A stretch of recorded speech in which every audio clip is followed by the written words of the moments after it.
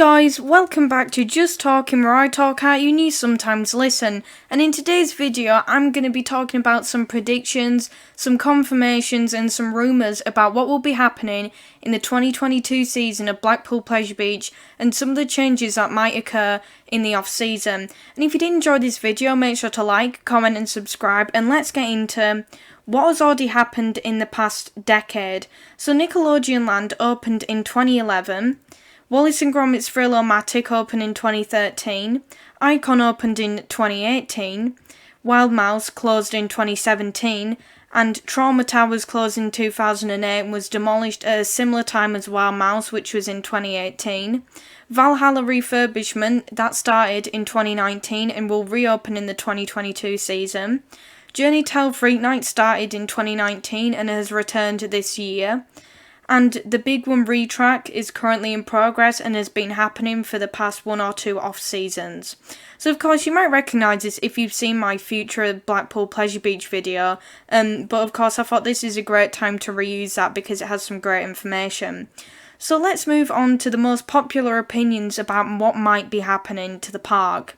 So some people are hoping there might be some announcement surrounding the IP ending for Nickelodeon Land, which basically means that after the 10-year deal, if Nickelodeon or the park chooses not to renew it, then the area that the sort of theme park section is situated on will belong wholly to Blackpool Pleasure Beach, whereas at the minute it currently is owned by Nickelodeon. So some people hoping that it might be announced to be closed and actually be announced to return to its predecessor of Beaver Creek, which was very popular back in like the 70s, 80s and 90s and closed in 2010 after the announcement made by Amanda Thompson.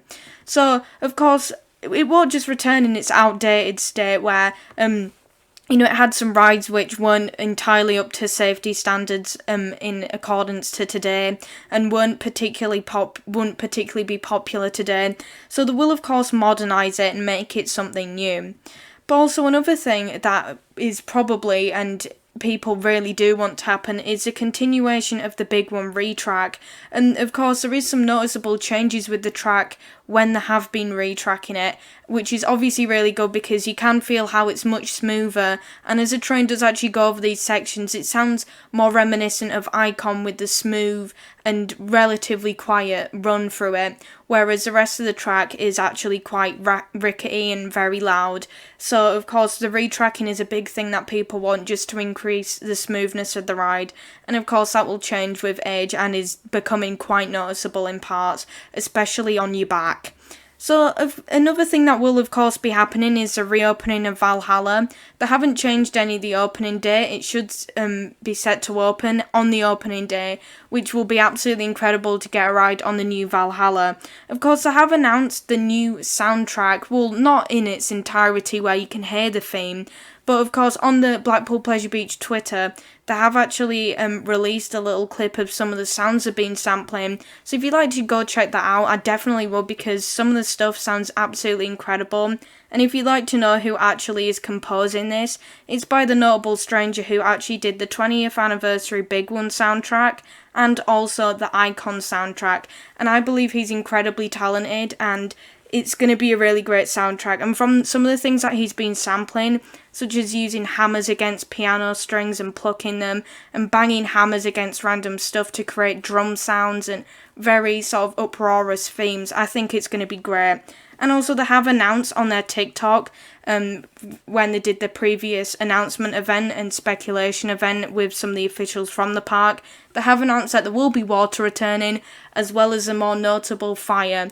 But we're not too sure how that will return, if it'll be a false fire effect seen in river caves, or it will be real fire. I'm hoping it's going to be a mixture of both. So let's of course get into what will definitely happen. Of course that's in accordance with the current situation, but of course I will be trying to continue these things that I'll mention. So Journey to Hell Freak Nights, as well as the Vampire Beach, which is a very popular family event, I do believe that will continue. Of course it won't be to the scale of Alton Towers, but this year it seems really promising. They're utilising all of their rides at the minute. Well, not all of them, but they're utilising a lot of them, including River Caves, the Big One, Icon and the Ghost Train. I really do think it's going to be an incredibly strong year this year, and I can't wait to see people's opinions of it. I will be able to share some of my own too, but I'm really excited for all 9 scare mazes this year, and I do hope eventually it can climb to the level that Fort Park and Alton Towers are at. But of course, maybe next year, because of course they're not trying to implement scare zones because it is a family park, and Vampire Beach does of course feature the walk around characters. So next up is Hot Ice Rapture. That's a new version of Hot Ice. Of course, after it has started running from, I believe, like the 7th of July, you will be able to buy the programs and the CDs, and also some songs will be on iTunes of the soundtrack and of the show. But of course, it is a relatively cheap show to go see, and you can find out some of the prices and some more details on the YouTube video I actually did of it, and I think it was this Monday, so, Tuesday. But yeah, if you'd like to find out some more details on that, you can check that video out. But really, this is following a similar theme of previous Hot Ices, with a sensual dance on ice, with elegant costumes, dramatic lighting to reflect the mood, and a brilliant soundtrack. And of course, the soundtrack for one of the Hot Ices was actually using the previous soundtrack for Valhalla. So of course, you do like Hot Ice more than you probably think. So late night riding, of course, will be returning. They've been doing it for a number of years now, and it proves to be a very popular event, and there is still 2 dates remaining, I believe. That's on the 23rd of October and also on the 30th of October. Of course, I did do a video on that, but I'm not going to say that you have to go watch that or anything. But I am hoping that they will bring these babies back. Of course, that is the fireworks. There was only 1 day available this year for fireworks, and that wasn't even on a late night riding day. It's actually on November 6th, which is a Saturday, the day after the sort of firework night, whatever it's called, bonfire night, that's the word. And of course, that will be happening at 5 p.m. and won't be as part of a late night riding event. So I'm hoping they will eventually bring those back, but I would like to see the return of FY4 Club DJ or some sort of DJ to perform by the dancing fountains, because that's also proved to be a great source of entertainment. And also there will still be the Season Pass and Season Pass rewards. There hasn't been any announcement if the Diamond Club will be coming back. It's said that it won't, and there's hardly any evidence of it existing on the website anymore. So unfortunately that won't be returning next year.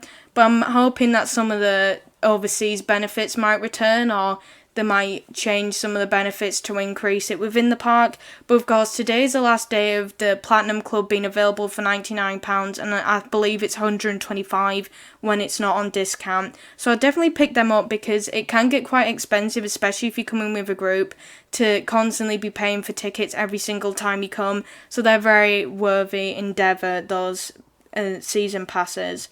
So let's get into what I would like to see. Of course, this might be a common interest of yours or a common opinion, and if you would like to see any of these changes, then I'd recommend that you leave me a comment. But of course, these are some of the things that haven't been mentioned in this video. I won't go over things I've already done. So, of course, I would like for the Big One merch to be absolutely scrapped. I hate it, I'm so sorry, but I'm not a big fan of the Big One. I understand the pun of it, but I'm not a big fan of the bright blue colour. I think the ride deserves a lot nicer merch. I really did like the retro Big One car t-shirt, which I hardly ever see at the park. I've only ever seen it online, and now I can't find it online, so that's really disappointing. I'd really like for them to bring back loads of retro car merch, but of course the new train car model is really nice as well, but I just think that they need to change up the merchandise a little bit for this ride. But of course, there is a shining silver lining of this grey cloud. There is a Valhalla merchandise. I absolutely love some of the new Valhalla merchandise. In all honesty, I didn't like the Stein mug that much. Of course, that was modelled after the train longboat style boat that they used during the dark ride. But I prefer this one actually. I really liked how they've been influenced by Viking pottery, and of course I would like to see a lot more of this and some more caps and maybe a little bit of a better hoodie. I wasn't too impressed with the hoodies with a big V on the back. That's not my favourite logo for Valhalla, but I would definitely like to see them have some sort of embroidered merchandise, or maybe some embossed merchandise with a logo or a different style on it, because of course they are reimagining it, so I assume that there will be a new larger merchandise range, especially with how popular it's going to be when it opens. So also I would like to see some things to do with the Ghost Train. Words can't describe how much I love the Ghost Train. It's just an incredible dark ride with a great history behind it, and I absolutely love all the features of it, and I wouldn't really change it for the world, really. I think it's a nice, charming ride as it is. But I would like to see some repaints, particularly on the facade, of course, as you can see here from the picture. It does look a little bit worn down on some of the paint. Of course, the tragedy and comedy faces, they're basically gone at this point. They're just rotting away, and of course you can see there is the wear on this picture, and that is definitely still there. They do need to repaint it. I love the facade so much, and I think that it deserves a lot better treatment, so I do hope that they invest in some paint on that. I also do hope that they fix some of the effects. Of course, the shaking mirror, that works maybe a 50-50 chance every time you go. Sometimes it just doesn't work at all, or it'll just shake with no picture, or there'll be a picture and no shake, or you'll hear the sound and nothing will happen. So, of course, I do need to fix that effect. There is a few that do sometimes miss the cue, but I'd say that is definitely the most inconsistent. They either need to get rid of it or fix it, because it is a decent effect, so I'm not too sure what they'll decide to do with that, but I'm sure they've noticed that it isn't working very well. I would also like to see some things and improvements to do with the wooden coasters too. They have been receiving some attention as of late, and I do hope they continue some of the retracts. You can see them on rides such as Big Dipper, and I do really think it's made a great impact into the ride, and it's made it not like smooth, but pretty smooth, and it's made it a much better experience noticeably, and I really do like the wooden coasters at the park. They are just great, they're full of history, and they're unique too, not to mention. So I would like to see that they do get the repairs that they need, and I'm not for the RMC conversion type of idea that some people might have. But also, I would like to see some repaints. Grand National in particular is looking a bit shabby with its paint job. The wood is meant to be brown on the ride, but it looks a bit yellow underneath the paint. So I would like to see that they paint over that, because some of the paint's fading and showing all of its components out. So of course, I would like to see that they repaint some of it, some of the sort of structures and foundations of Big Dipper. They're looking a bit worn out with the paint, so I would like to see that they get some attention on that too. So yeah, that's really it for this video, guys. I really like this video. I think this is comparable to my future video. I really do think that it's been a really fun thing to do, explore the next year that's coming up, and of course after the park closes for this year, I will be doing a review of the full year. Of course, if you do share any similar opinions to me, make sure to leave them in the comments, or some things you might want to see. But overall, if you did enjoy this video, make sure to like, comment and subscribe. And yeah, this is just talking. Bye bye.